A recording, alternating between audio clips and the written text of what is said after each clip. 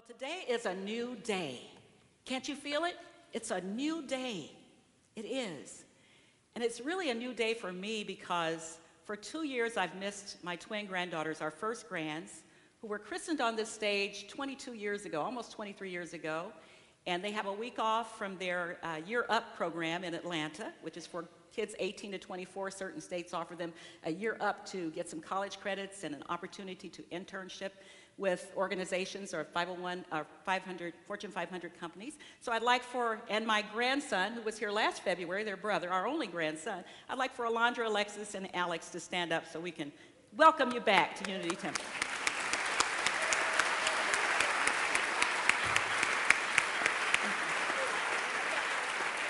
So speaking of which, a mother was tucking in her 3-year-old at night, and she had a ritual where she would talk to the 3-year-old about God. And so she said to her little girl, "Who made the sky?" The little girl said, that God made the sky. "Well, who made the stars?" "God." "Who made the moon?" "God." "Who made the trees?" "God." "Who made the flowers?" "Oh, God." And then she said, "Who made Daddy?" "Grandma." Remember that, kids. Grandma is next to God.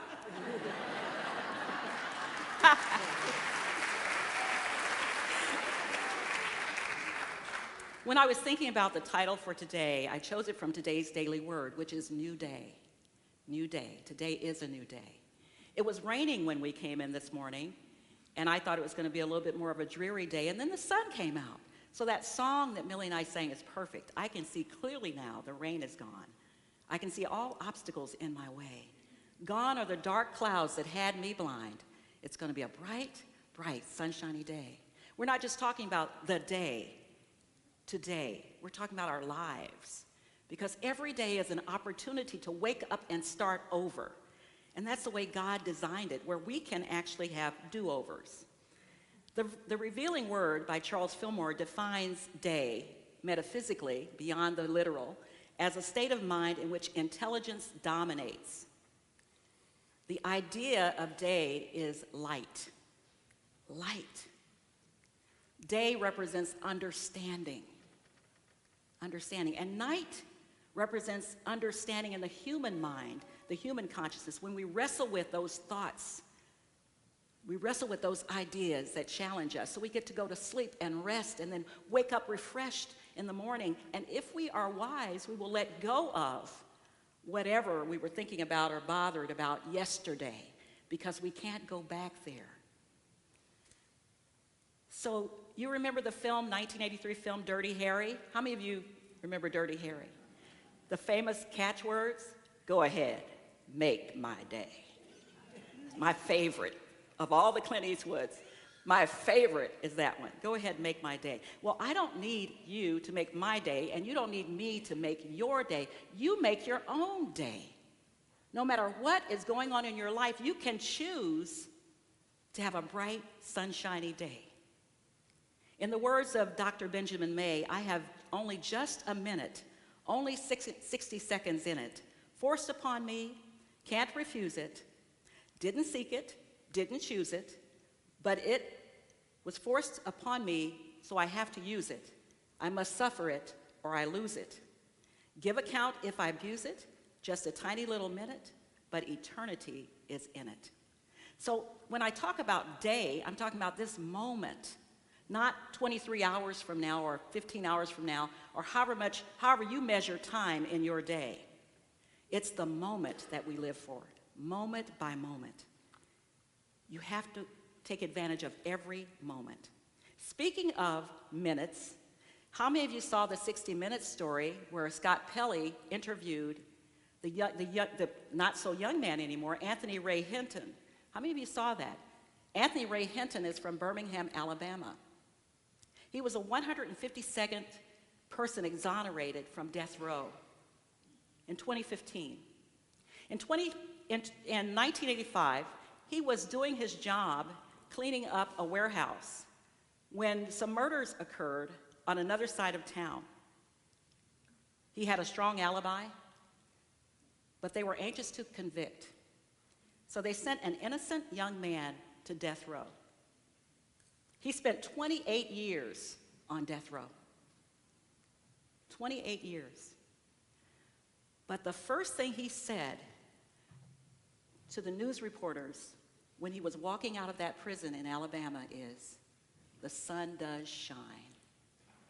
The sun does shine." It was his first time in 28 years seeing the sun. He watched over 50 people pass his cell to go to the electric chair. Many of them he'd become friends with. He decided that since he was incarcerated and he had no other choice, he was going to make the best of it. Can you imagine that? How can you make the best of one of the worst situations you find yourself in?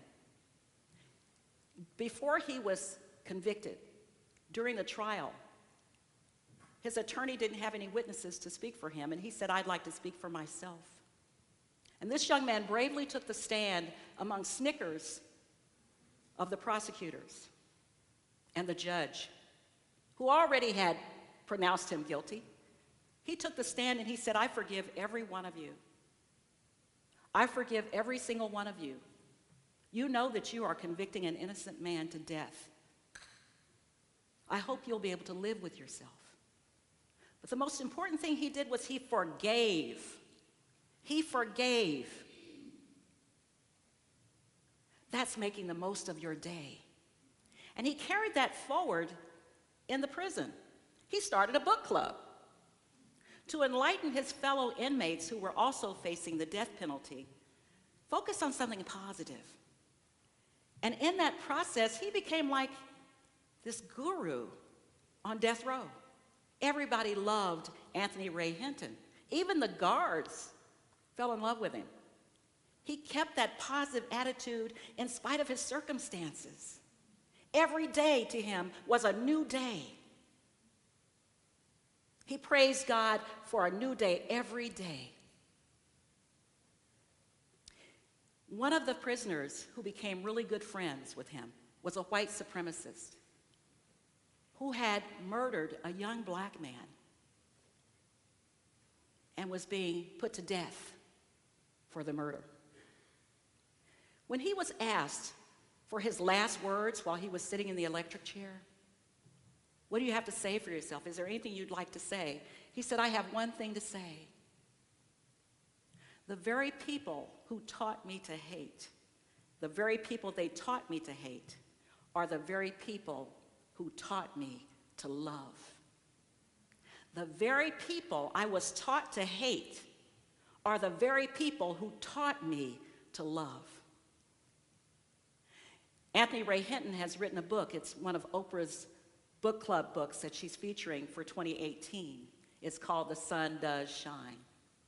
And I've been listening to it on my Kindle and just loving the story. He talks about his life story, how it all started, the kid that he was, the opportunities that he didn't get as a pro ball player, mostly baseball, played some basketball, was a star player, overlooked by all of the scouts, even though he was the high pointer. He lived in a part of Alabama in a time when he was not as welcome as some others. But he never let that stop him. He didn't let that change his attitude about life. Every day for him was a new day, even on death row. Now that's a lesson for all of us. We are fortunate. None of us are on death row. Now some of us may be experiencing challenges in our lives, but take a page from Anthony Hinton's book. The sun does shine, and you get to choose to have a good day. You get to choose. He chose to have a good day and to help his fellow prisoners have a good day too by sharing the love that he had.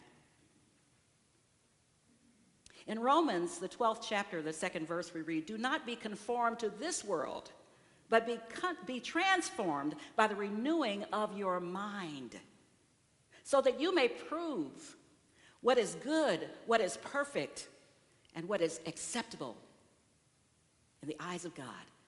So how do you do that? Like Anthony Ray Hinton, you focus on whatever good you can find in this moment, no matter what's going on in your life. Dale Carnegie said, live in day-tight compartments. Live in day-tight compartments. In his book, How to Stop Worrying and Start Living. Live in day-tight compartments. So how do we use this idea? First of all, we start off by being grateful. This very moment, being grateful. When my mother gets up in the morning at almost 98, and I get her breakfast, before she says a word, when that breakfast is in front of her, she says, thank you, Lord, for another day. Thank you, Lord, for another day. Be grateful for every moment you have. This is the only moment you've got. Tomorrow is not promised, and yesterday is over. You can't move forward looking back. Mom occasionally breaks out in a song about her day.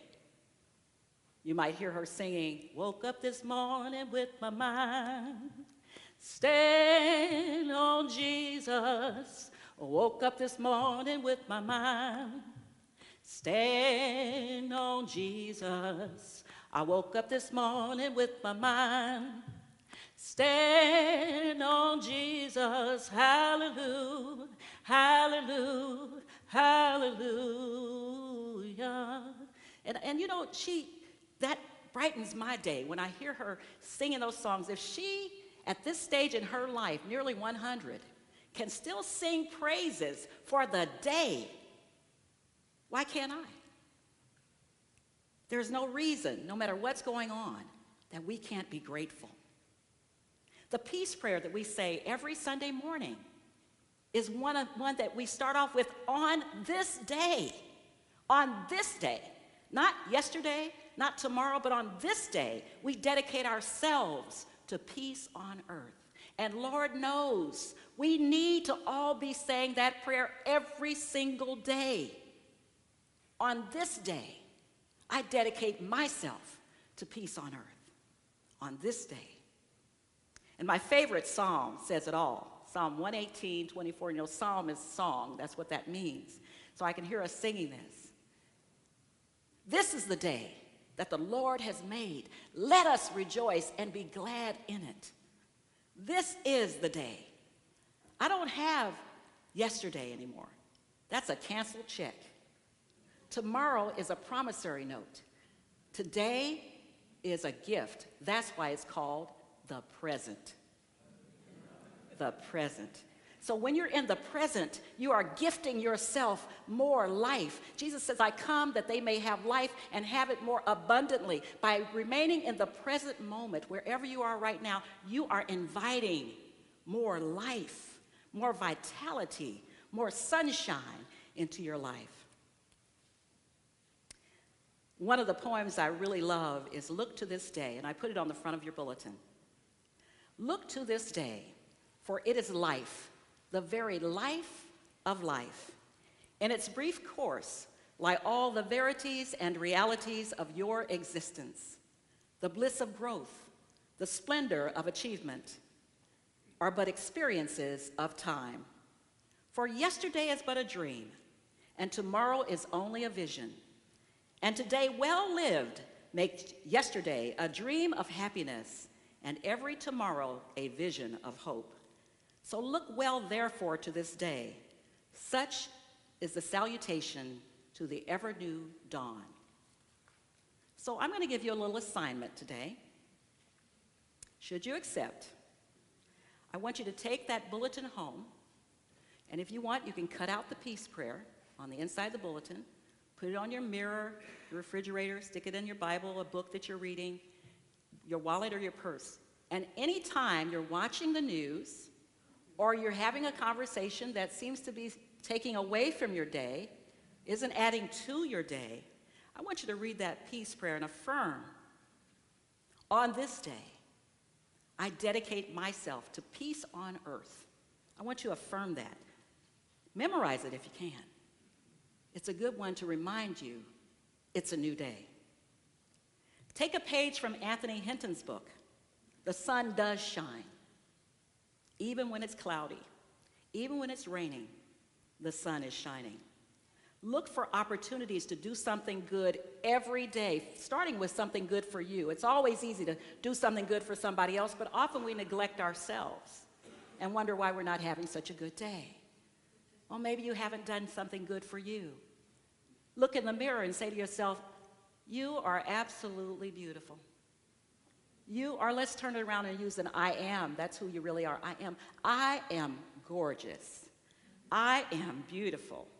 I am loving. I am love in expression. I am blessed. No matter what's going in your life, it may not seem that way, but that's only an appearance. You can affirm the good. You can choose to see the good. You can choose to have a good day.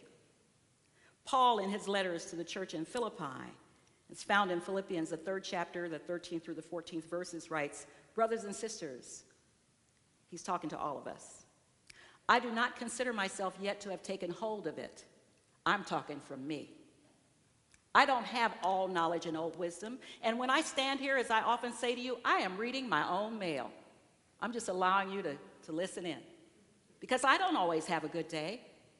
And I sometimes forget to reaffirm that. Whatever's happening in my life, this is a good day. This is a new day. And Paul goes on to say, but one thing I do, forgetting what is behind and straining toward what is ahead, I press on toward the goal to win the prize of God's heavenly call in Christ Jesus. What is he saying? I welcome the new day. No matter what went on yesterday, I welcome the promise of a new day. Today is a new day. Don't look back. Start from where you are, right here, right now, and affirm this truth. I wrote this in the bulletin. It's the affirmation for today's daily word, new day. My creative power enables me to create a new day whenever I choose. Let's say that together. My creative power enables me to start a new day, to create a new day whenever I choose. Right? My creative power enables me to create a new day whenever I choose. Choose this day who you will serve. The past, the future, or the gift of the present. As for me and my house, we will serve this present moment. It's a new day. Forgive the past. Live one moment at a time. And let us say together, thank you, Lord, for this day. Thank you, Lord, for this day. Every moment is precious. This is a new day. Be grateful. Spend it wisely. Every minute counts. In that spirit of gratitude, let's move into the silence where we connect with the one power and one presence and the assurance that this is a new day.